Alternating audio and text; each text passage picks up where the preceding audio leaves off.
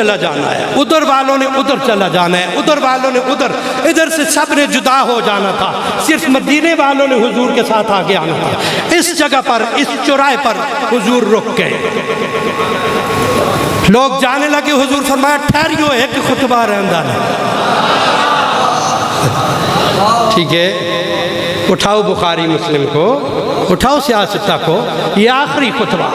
میرے آقا نے فرمایا ٹھہر جاؤ، ابھی مت جانا، ایک خطبہ باقی ہے، سب کو جمع کیا گیا، ابھی کوئی بھی حاجی گیا نہیں، 1.25 لاکھ صحابہ، 1.5 لاکھ صحابہ سن رہے تھے۔ میرے نبی منبر پہ چڑھے، تمہید یوں باندھی میرے نبی نے، فرمایا میں کون ہوں؟ سب نے بتایا آپ اللہ کے رسول ہیں۔ فرمایا کیا میں تمہاری جانوں سے زیادہ قریب نہیں ہوں؟ فرمایا ہوں، آپ ہیں بالکل، ساری باتیں کر کے جملہ ہے جو میں پڑھوں لگے، ہاں جی اگوں مرد بولے تو پھر میں دعا دے سکتا۔ ایک نال بندہ کھڑا سی، اس بلایا اگے قریب آ، بندہ قریب آیا تو حضور ہیں ہاتھ چایا اس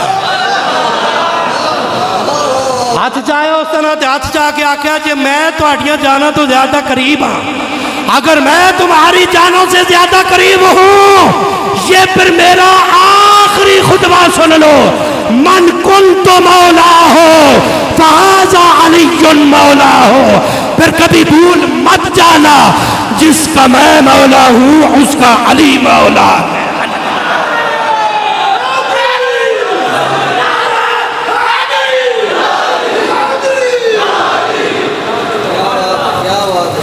اور میں نہیں کہہ رہا، اچھا پیچھے بھی 2 خطبے ہوئے، نبی کی زندگی کا اجتماعی یہ آخری خطبہ تھا، اور آخری خطبے کے یہ آخری الفاظ ہے کہ جس کا میں مولا ہوں اس کا علی مولا ہے۔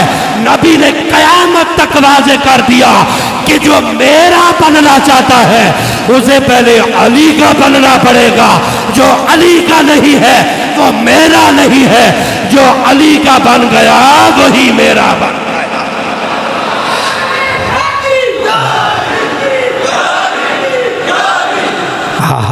ذوالحج دا مہینے ہن ذرا رونق لانی ہے، ٹھیک ہے۔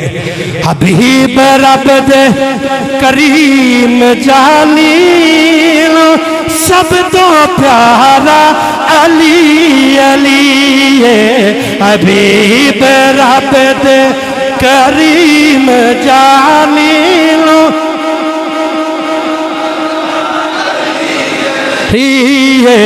حبیب رب دے کریم جانی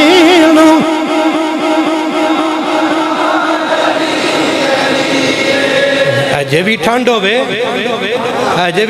تو میں مسیت ہی نہ چھوڑ کے چلا جاؤں یار سے، پھر تو میں ماری جانا چاہیے۔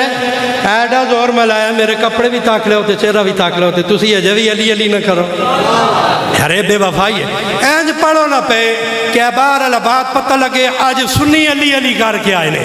حبیب رب دے کریم چاہنی سب تو پیارا، او بخت والے نے لوگوں چلاندہ نارا، یہ او بخت والے نے لوگ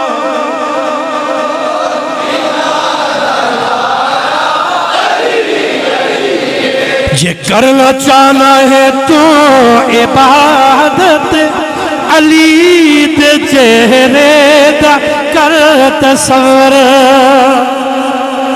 کیوں؟ سران دا کعبہ ہے مکے اندر، دلان دا کعبہ یہ سران دا کعبہ ہے مکے